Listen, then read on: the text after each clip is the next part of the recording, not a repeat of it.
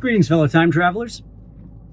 Today, we're going to be talking about how many books do you have to read to be a really good guitar player? How many books or videos do you have to watch to be a great lifter? How many videos do you have to watch to be the best crypto trader in the world? What amount of reading can you do? How much content do you have to input to be great? Like, imagine you could just read like Neo in the Matrix, just be downloaded or uploaded, whatever it is, and then just be able to do Kung Fu. Unfortunately, it doesn't work like that. And I get lost in that all the time. I'm a master of trying to be over-prepared and a master of trying to figure it all out perfectly and think of every possible scenario before I start. But that's not the truth. And like the best example I could have is the guitar one. How many guitar videos do I have to watch where imagine I've never played guitar in my life. I watch a bunch of videos for a year. I read all the guitar books that were ever written about how to play guitar. And then you pick up the guitar. No amount of reading or watching videos is going to help you play that guitar. The only way to play that guitar or learn how to play guitar is to do a little bit of it every single day. There's no getting around sucking for a long time before you can do it. And the way I learned to play guitar is I sucked for a long time and I learned how to play guitar. But there was no YouTube. I didn't read any books at that time. I just wanted to be like Tom DeLonge or Kurt Cobain. And I just sucked a little every day, and I sucked actually a little less every day. Same with training. I just started lifting because I was into it. And if I look back, I didn't know what I was doing, but I'm better and better every time I do it. But when it comes to making YouTube videos or building my own brand, I've fallen into this. There's a really good expression. I don't remember what it is, but it's analysis paralysis, something like that. I think that's what it is. Because I've always thought, why do all these people, they have successful YouTube channels, or they have a successful fan base, or they're huge TikTokers? What have they done fundamentally? Because I don't know, I like to analyze, right? That's like part of what I enjoy doing. I do like to analyze and figure out what works for people. But when I think about it, I see that they didn't think about it that much. They just kind of did it. They just started. They just started making videos and they just started putting out there, and they just were themselves. Going back to what the last video was, the theory of fan base building is authenticity times consistent output. And that's really what they did. But back to the original point of this video, it's there's no amount of reading that's gonna help you not suck in the beginning. It's great to be prepared. It's great to have, good gear. But there will be a period where you're not great. There will be a period where no one's gonna watch. And I've come to realize this as I understand my own fears that are subconscious. So I'm starting to figure out what I'm afraid of.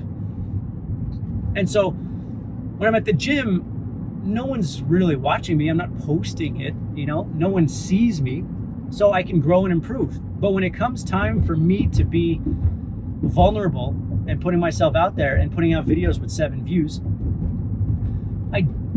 it's almost like I rather not put out anything and in my head learn everything there is so that the first video I do, there's 1 million. But it's nonsense. It's absolute nonsense. And what am I trying to do? What are my motivations for putting out videos? Sure, yeah, I'd like a lot of people to listen to my music. But that's not really it. That's just a product I have. That's just something that I love to make. But up to this point, I never had something to put out. Or at least when I did, it was in very small pockets, and I could never stay in that zone.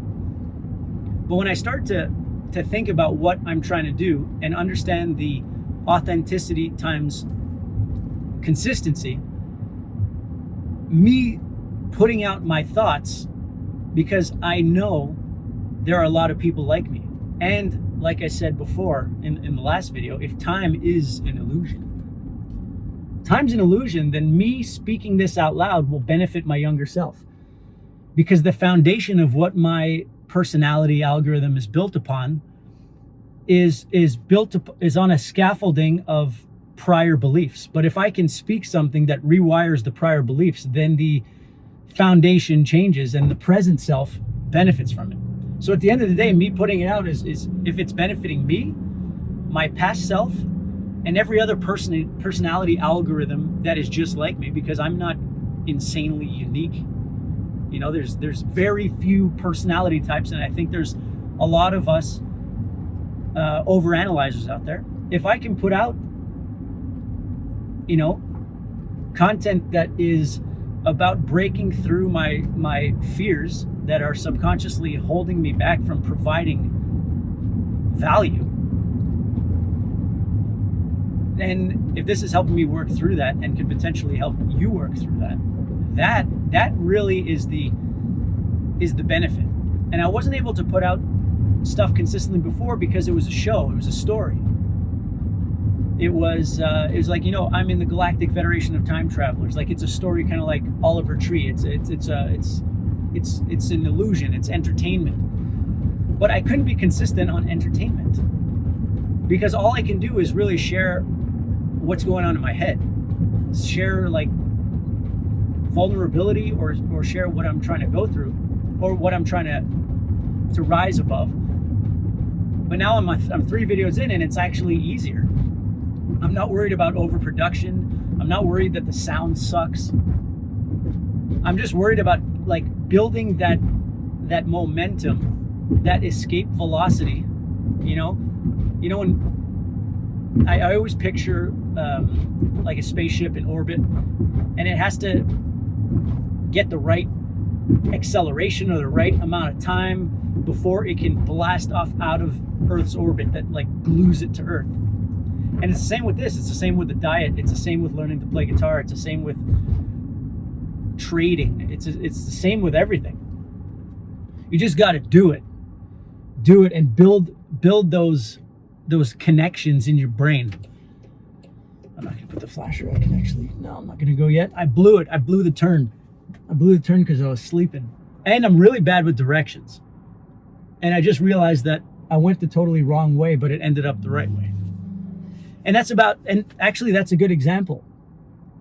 Trying to plan every step is really a useless way to go. You can try to be as prepared as you want, but as soon as you start, it's going to lead you somewhere you couldn't have expected. And I look up to all the people who are just able to put stuff out and not overthink it. Like, that's an amazing quality. I'm not built in with that quality, but if I want it, I have to exercise that muscle consistently so I can make that part of my algorithm. If I wanted to lose weight, I lost a bunch of weight 10 years ago. I stopped drinking. I did all that stuff. I started training. I started learning about macros and protein intake and all that stuff. And it was hard at first, but the consistency makes it routine. So if now this is part of my routine, just driving around, talking, shooting the breeze, titling it something that's not too clickbaity, but clickbaity enough that you can see it and be somewhat intrigued by it. Great. And the goal for me, I guess, was always selfish. It's a hard reality. I only want to put out stuff that gets 5 million views. Well, that's not the way it works, not the way evolution works. There were microorganisms for like billions of years before there were any Komodo dragons. It takes time, iterations, and enjoying the process. This is very enjoyable. If all I have to do is film this on my phone, upload it to my computer, try to fix the sound a little bit before I get my car mic. That's what it's all about. can I consistently do this? And it'll be a journal that I can look back on in the future, show my grandkids one day and be like, hey, it's me when I was 36 and I was figuring myself out and I was sharing it with the world. I guess the why is the reason, is the important thing here. Why are you doing it? If you're doing it for hollow views, you'll never be consistent, because then you're just going to be chasing trends or sounds or whatever to be like everybody else. But the first book that I read when I was like getting serious about my life was Good to Great. And a fundamental part of that book was that if you try to do what everyone else is doing, you're going to be zigzagging, following the latest, greatest trend, this way or that way or this way or that way or this, and you're doing a lot of mileage back and forth. But if you have a goal, you have your why, you have your North Star, and you just slowly go forward, kind of ignore what everyone else is doing or take it into account, but not copy them. If you're doing your own thing, you're going to be going straight. Straight mileage is better than zigzag, because you're not going to go anywhere. Every day you have to start from scratch. From scratch. And so yeah, this video came to me, this idea came to me in the shower today, right after the gym. And it was like, how many books would I have to read to be really good at guitar? And the answer is, until you pick up a guitar and start playing it, you can read 1 billion books, you're not going to do shit. And that applies to everything. A profound moment after a tricep focused push day today. And so it's a good reminder that it's okay to suck in the beginning, but you got to get your reps in. There's no amount of reading you can do to be the best, crypto trader. You're going to suck. Like, the thing is, you have to suck, and you learn, and you take what you learn and you iterate and you try it. But if you're just reading and you're not doing shit, you're just mentally jerking yourself off. And I'm speaking to myself, really, because that's what I do. I brush it off as education or knowledge, and I'm getting the dopamine hit from watching the videos, and they're entertaining and they're made by amazing creators who are very helpful. But unless you get down and dirty and start doing the thing, nothing's gonna happen. And so it's a nice reminder while I'm on this journey of just sharing good stuff and understanding that the point is to provide value to people and yourself. And it's way easier to do that if it's authentic. Like, I don't even know how to go to like Google Analytics and see what the latest Google search trends are, because I'm not interested in that. I just don't have that in my personality. I don't want to have that. I think that there are universal things that everybody goes through, and just putting it out consistently, because honestly, it's the same message every time. Consistent output of authenticity. I'm being authentic. And I just got to do that consistently.